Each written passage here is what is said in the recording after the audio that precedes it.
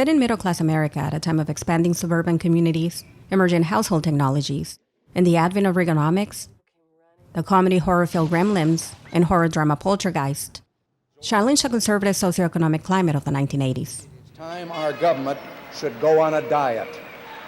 The setting of Joe Dante's Gremlins is initially difficult to place.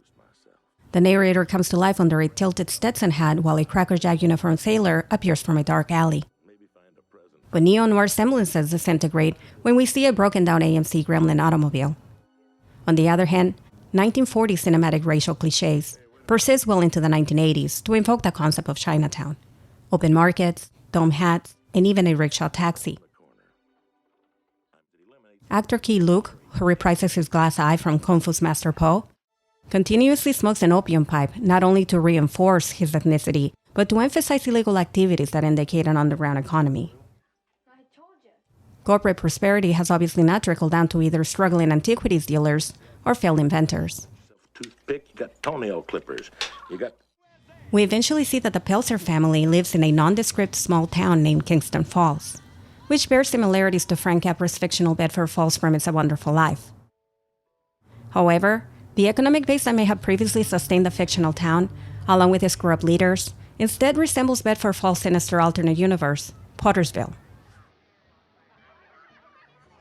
In Tobe Hooper's 1982 film Poltergeist, the setting is readily identifiable as a mid-70s to early 80s suburban tract, though otherwise thoroughly nondescript. This planned quest diverted community is the upper-middle-class counterpart to those who fled the Rust Belt of Gremlins' Kingston Falls. Both Poltergeist and Gremlins underscore the dark side of President Ronald Reagan's economic optimism. The bank and I have the same purpose in life, to make money. But the tranquility of suburban or small-town America provides enough cover to obscure the cracks forming beneath its tracks. True to the horror ethos, things are not always as they seem. These films directly challenge the materialist ideology of the 1980s. You do with Mokwai what your society has done with all of nature's gifts. That we're in the worst economic mess since the Great Depression. Preceding the release of both Gremlins and Poltergeist, the United States struggled to rebuild after a severe recession. Newly elected President Ronald Reagan, in an effort to turn the economy around, enacted fiscal policies and approved legislation to reduce government spending and regulation. As a result, government watchdog agencies were severely underfunded to pursue fraud allegations, and soon thereafter, self-enriching business practices quickly emerged. Feel like going for a little ride? The struggling Pelzer family in Gremlins typifies economic hardships faced by the lower middle class, especially through the eyes of Generation X young adults. As an element of contrast, presumable war veteran Murray Futterman derides everything foreign and idealizes the golden era of American quality to the point of absurdity. When his trusty Kentucky Harvester tractor eventually breaks down, metaphorically signifying his own value of a dying generation, Futterman blames foreign figurative gremlins as a scapegoat for his own failings. Put them in the cars, they put them in the TV, they put them in the stereos and the radios you stick in your ears, they put them in your watch. Billy Pelzer, on the other hand, inherits a work environment with few prospects for opportunity. The new reality of lower wages and job scarcity, where underemployed Americans had to work harder in order to support their households, is embodied through these young adult characters. In Gremlins, Billy endures the ill treatment of his boss and customers to financially support his parents, who are both unemployed. Similarly, his co-worker and love interest Kate supplements her meager bank teller earnings by moonlighting as a bartender. Well, I think that's great. This desperate need to keep one's job is emphasized in a comical scene where gremlins terrorize the local bar. Kate, horrified by the clientele, continues to pour drinks as the evil mogwai begin to multiply and act belligerently. Gremlins assume the role of locals by engaging in unbridled consumer excess, thereby resembling the worst versions of ourselves. Although humorous, the scene shows how the struggling middle class are conditioned to tolerate hostile conditions in order to maintain subsistence earnings. In contrast, the Freeling family in Poltergeist represents the upper echelon of middle class that have benefited from economic deregulation. Unlike in real life, however, the people that corporations have oppressed return to haunt them. We eventually learned that the developers behind Cuesta Verde built directly over buried corpses to evade the costly and time-consuming legal intricacies of disinterment. Don't worry about it. After all, it's not ancient tribal burial ground. It's just people. Here it is noteworthy that Poltergeist narrowly avoids the Indian burial ground theme, integral to Stanley Kubrick's The Shining, which has since become a haunted house movie cliché. The site is supposed to be located on an Indian burial ground, and I believe they actually had to repel a few Indian attacks as they were building it. Thus, Poltergeist steers the conversation away from repressed memories of genocide and imperialism, and instead towards a straightforward capitalist robber baron tale. The bodies and you only move the headstones! You only move the headstones! After Diane Freeling falls into a muddy pool filled with corpses, her family's idyllic life turns out too good to be true.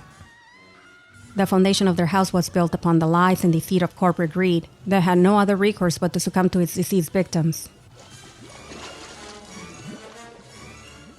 Beyond the negative attributes of ergonomics, Gremlins portrays useless gadgets to argue that consumer technology is antithetical to the needs of the working poor. During the 1980s, American households saved less and borrowed more to feed their appetite for electronics. Yet American consumers were not alone in overspending. In 1983, in addition to the already massive defense expenditures, President Reagan announced his plans to develop a high-tech defense program dubbed Star Wars, a sophisticated technological behemoth with $1 billion price tag. A substantial defense effort despite the economic costs. In Gremlins, technology is displayed as unreliable and harmful. The family patriarch, in his deluded and/or desperate quest to climb out of poverty, designs useless gadgets that never work or constantly break. Sorry, Dad. Oh, it's okay. In one scene, the soft glow emanating from a lamp focuses on Mr. Pelzer's exhausted facial expression, which remains fixed on a malfunctioning machine that, despite his best efforts, violently ejects cards across the room. The family matriarch, Lynn, quickly realizes that electronics can be repurposed as weapons to defeat the evil critters. After she managed to turn a gremlin into green sludge with a kitchen blender, she kills another by cooking it in a microwave. The impractical technology featured throughout Gremlins not only invites the audience to reflect on the necessity of purchasing the latest contraptions, but exposes them as potentially dangerous. Oh, honey, you're gonna ruin your eyes. This is not good for you. The malignant aspects of technology also play a central role in Poltergeist, where spirits reach out through a modern telecommunications network rather than the benign cookie-cutter houses built over their graves. The first scene of Steven Freeling asleep in front of a TV foreshadows a non-conventional medium of hunting. The blurry close-up of cathode ray 2 pixels introduces technology as a central horror aspect, which is realized when the youngest daughter, Carol Ann, is abducted through a television portal. When the family's desperation to rescue her reaches a tipping point, they enlist the help of university scientists, whose sophisticated technology is unable to return her. The family is forced to take a low-tech approach and enlist a spiritual medium instead. Beyond the technology itself, Gremlins and Poltergeist depict the behavior of consumerism as opposing to the well-being of modern families. During the 80s, a new form of individual whose lifestyle and social worth revolved around the acquisition of material possessions became an archetype for success. Greed, for lack of a better word, is good. Potential consumers were inundated with must-have merchandise during the heyday of shopping malls. However, those who lacked the resources to afford the yuppie lifestyle drove individuals to work extra hours to afford the latest hi-fi setup. I think their undisputed masterpiece is hip to be square. In Gremlins, the Pelzer family home is filled with merchandise, while both parents are unemployed and on the brink of being evicted. Hence, young Billy gives up higher education and his own career development to assume the family's financial burden. Early in the film, the young breadwinner accidentally knocks down an ornamental set of swords, betraying the precarious placement of trinkets that were meant to symbolize strength. The obsession with acquiring material possessions have contributed to the family's financial crisis and left Mr. Pelzer no choice but to leave home for long periods of time. I know it's Christmas Eve. Gremlins' anti-materialist message is also emphasized in a bar sequence, where a 20-something junior vice president encourages Billy to abandon his goodwill nature as a means towards wealth.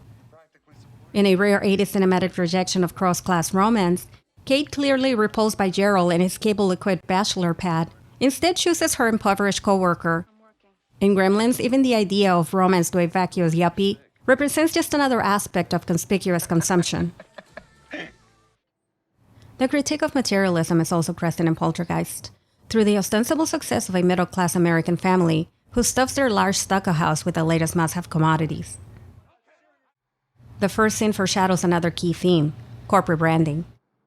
In Poltergeist, Sony televisions and hi-fi components occupy almost every room in the house, while the children's bedroom looks like a Star Wars toy commercial.